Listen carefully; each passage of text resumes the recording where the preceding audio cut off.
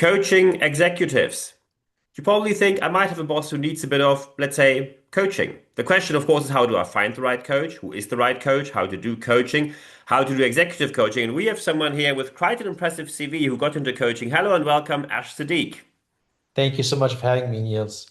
Thank you very much for taking the time and we get straight into the interview. I mean, you come from, I think you went from Deloitte to Cisco, so really huge brands, and then you get into this incredibly competitive and also non-regulated market of coaching, where basically anyone can claim, I'm a coach and here I am. How did you get into executive coaching? What was your reason to go that way? That's a great question. So I was going to become an applied linguist coming out of Egypt, and essentially really end up teaching English to Egyptians or Arabs in the Middle East. But Hmm.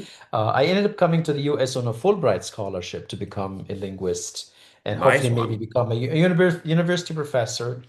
But I actually found out that even in the US, similar to Egypt, people don't get paid as much teaching. That is correct. That is You correct, know? yes.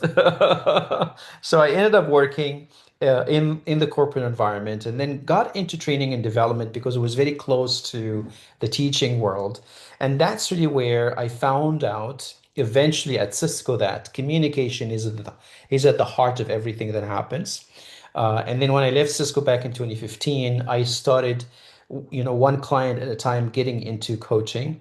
Went and got certification with the Marshall Goldsmith organization, which is very stakeholder-centered coaching approach. And Hmm. that's really how I got started. A lot of the business I got initially was from a lot of people that I've worked with before. They knew that I had some interest in communications and the work that I did at Cisco working on the largest sales kickoff that happens annually. I ended up essentially interacting with the CEO of the company, the top 20 executives in the company. And of course, when you look at how they speak on the stage, you actually see a variety of levels of skill. And I Yeah. kept wondering, how can I level set that skill across the speakers? Succeeded with some of them, but definitely could see that many of them needed a lot of coaching in order for them to be able to come to the stage and act as the best among them. And that was really the genesis of how I got into coaching. Mhm. Excellent. So when you now say there's a wide range of skill sets around there, and many people, of course, might think I need coaching somehow, but I think also many people are sitting there and think, I do not want to become one of the victims of these motivational, inspirational people who simply sell online classes, take the money, and then just say, that was it, thank you very much, next. So how do I actually find the right coach when someone is now sitting here listening to this and saying, I think I need coaching, but the sheer amount of coaches out there make me so insecure, pretty much nothing else than a choice overload bias, where people say, if I have too much choice, I probably don't choose any one of them.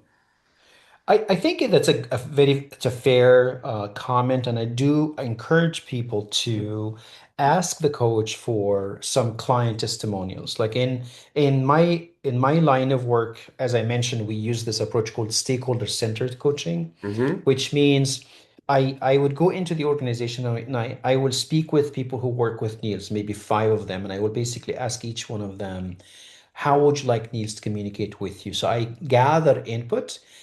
One of the people I speak with is Neil's manager and sometimes the HR business partner, because if I'm coaching a VP at Uber, I am talking with the circle of key people in their circle. Yeah. And of course, within the engagement, we need to do midpoint touch points with these leaders, and then eventually at the very end to make sure that, as you're saying, a successful outcome happens. There's something that we can verify. So, for example, if somebody says, Ash, come and coach me, a lot of the time I go into these meetings with executives and my lips are tied. I don't say a word. I don't know what's going on. Can you help me unlock this? So we then work on that particular aspect. And then, of course, you'd hope that within 6 months of that engagement, that person goes into executive meetings. They come into the meeting with one or two questions that they can ask organically and be very genuinely interested in the discussion, and that now they feel that they can actually speak up and speak their mind, and feel that they have that confidence within those meetings. So I think that would be a very visible, and I think sometimes the challenge is if you don't have a very visible metric that you're looking for, something that you want to achieve, then to your point, it's very wishy-washy and we don't really know what we're trying to make an impact on. Mm, absolutely. However, when you now coach executives, let's face it, usually they have quite a career track record. They probably are quite strongly opinionated, and they probably say, Ash, look, I still got here. I am a VP at a large, probably unicorn status startup or even a corporation. So I think I did reasonably well here. How do you want to change these people's minds? Because they are not known to be easily influenced. Very good point. And what I actually see happen a lot of the time, it's interesting how at the very end of the day, it's a very small world in the sense that let's say if Neil's boss says, well, Neil needs to improve in a certain area, no matter how successful Neil's is, Niels then takes that input and says, you know what, I have to act on it and show progress. Because sometimes we're dealing with a perception issue and not necessarily a behavior issue. And I think to your Mm-hmm. point, people who've been in careers for a long time, they know that sometimes they are hitting a perception wall that they have to modify it. And then we have to come back and say, how can we visibly then get into that discomfort and show people around us that that perception they have is changing to the better? Because you're totally right. I think, especially at executive levels, a lot of the time it is a perception issue because they have already achieved so much success. And then for one reason or another, one perception pops up and then it kind of sticks with them. And then it becomes very sticky, and you want to Mm-hmm. hopefully get them unstuck in that area. Yeah, excellent. So now people say, okay, look, I get coaching, but I have a couple of goals I want to achieve. I want to get better at speaking. I want to get better at communicating within my executive team. I want to get better at talking to my people who I have in my team. And suddenly you have quite a wide range of goals that people want to achieve. And usually executives have very little time at their hand and they say, I want to achieve them as quickly as possible. So how do you manage expectations with people who certainly have high expectations towards what is going to be the outcome of the coaching process? Yeah, we come up with in my case, we come up with a minimum of a 6 month engagement where we try to use a sequential progression process. So, for example, in some cases, the person may be suffering from speech fillers. They say a lot of sort of, like, every few Mm-hmm. seconds. So I then as a coach have to say, honestly, the first thing we should do is we need to work on the speech fillers. Get past that challenge first. And then we can come back and talk about communication structures that can help them deliver a succinct and organized message. So as we build up each one of these muscles, then we can start saying, you know what? I heard you talking about a lot of things. I can see that there are some amazing stories in your journey that we can build a keynote around. And that can become a keynote that they can deliver internally first. And then we can come back later and talk about how can you become a thought leader who goes out and speaks at conferences, for example, or gets on panels. So we try to bring some of that realism that Mm-hmm. realistically we have to go through that gradual progression.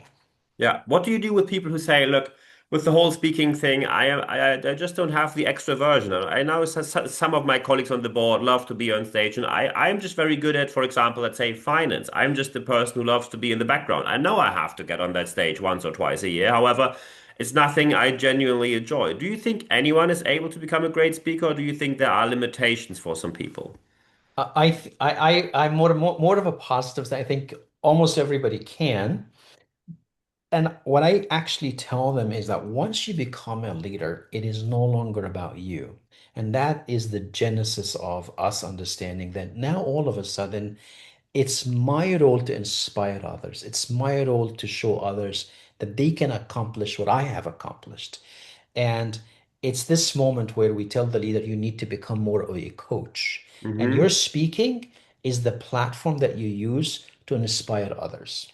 And Mm-hmm. once they sort of get out of that equation where they're thinking about themselves mostly, I say, you know what? We have to change that because now you're someone that actually people look at, and every word you say either is going to make somebody's day or is going to ruin somebody's day because, oh my God, my boss said that, my boss said Yeah. that. And you have to help them understand the impact of their words. Very good. And when we talk about time, let's say someone thinks about getting into having a coach. What is the usual time frame you say is a good start? When people say, hey, should I do it weekly or twice a week for 6 months or 12 months? What do you think is, of course, this heavily depends on the goal you want to achieve and where you start. No question about that. However, what is the Yes. usual time frame where you say this is a good starting and end point for a serious coaching approach? Yeah, most of the time it's a bi-weekly cadence, which allows us to come up with one area to work on, and then we have an opportunity of 2 weeks to work on this particular area. Sometimes we try to also make it based on there is an upcoming meeting. Like in the example of Uber, I was working with one VP, and she used to go and talk in front of the board of directors. It was a quarterly exercise. So a lot of the time, the cadence of my meetings with her were very quarterly, maybe two, three times right before that meeting. So depending on the coachee, we may customize the plan, but on average, it's a bi-weekly cadence. Hmm. And you want to make sure that you also decide what are some of the micro results that we would look for because you want people to feel there is progress and momentum along the way. Excellent. When we now say, let's say someone sits here, listens to this and thinks, I think I should get a coach. However, I don't know how to get heard within my organization because we don't have a culture of coaching. And as soon as I approach my boss, my leader, they probably say, oh, this is reasonably expensive. I think you probably should just read a book about this or look at this YouTube video or just do something else than spending money on coaching. And then usually you hear this phrase like, anyone today is a coach. Just coach yourself. What do Yeah. you think? How can people get heard when they say, I want to have a coach, but when I talk to the decision makers in my organization, I don't get heard by them because we don't have a culture for coaching at the moment? Great point. What I have started seeing recently, like right now, I'm having very good momentum with Cisco, where I had to shift in some cases what I position as an offering. Instead of offering one-on-one coaching purely, I've now started to offer a training program that has on the back end of it some one-on-one coaching. So if they are in a decision-making position, they can opt for something that looks like this format where there is a number of sessions for, let's say, a group of 15, and then we can select 6 people that are going through the program for the one-on-one coaching. Hmm. So I would advise listeners to go and ask their leadership team for what's the budget that's available for professional development, and if they would be open to having them use coaching as the approach for getting some of that done, especially when they can articulate the business case for there are certain aspects of my leadership that I'd love to work on with a coach on a one-on-one basis. And I think sometimes that confidentiality is sometimes what's so precious that the business case may be built for it that way. Excellent. To wrap this all up, when someone is now listening to this and says, okay, I think I really should do this. However, I really don't know where to start. Should I just Google coaches? Should I approach HR? Should I just try to contact someone by myself and then bring this to some of my board members? What do you think is the best starting point to really get into coaching to wrap this interview up? A lot of the time, like let's say at Uber, for example, I see leaders talking with the HR business partner. Sometimes the HR business partner will have access to two or three coaches. And I think it's always a good idea to talk to more than one coach before deciding which one you might want to work with. I think good coaches should also be able to give you references of people that have gone through the coaching experience who are willing to speak to the value they received out of the coaching. And of course, they can call me or Niels if they needed a coach to talk to, because of course, I'll be more than happy to talk people through the process or give them some guidance or even share other coaches that I'm working with as well. Excellent. I think these are the perfect final words. Just to add this, if people now think they want to get in touch with you, how can they reach out? Ash at executivegreatness.com is my email ID. The website is communicatewithclarity.co is the program that I'm currently offering, which is a training program with a back end of one-on-one coaching. We can also do coaching groups as a result of that, but that should be very easy for them to reach out to me that way. Perfect. These are the perfect final words. We see executive coaching is more important than ever. So at the end of this interview, there's only one thing left for me to say. Ash, thank you very much for your Thank you time. so much, Niels. Great to be on your show. Thank you so much.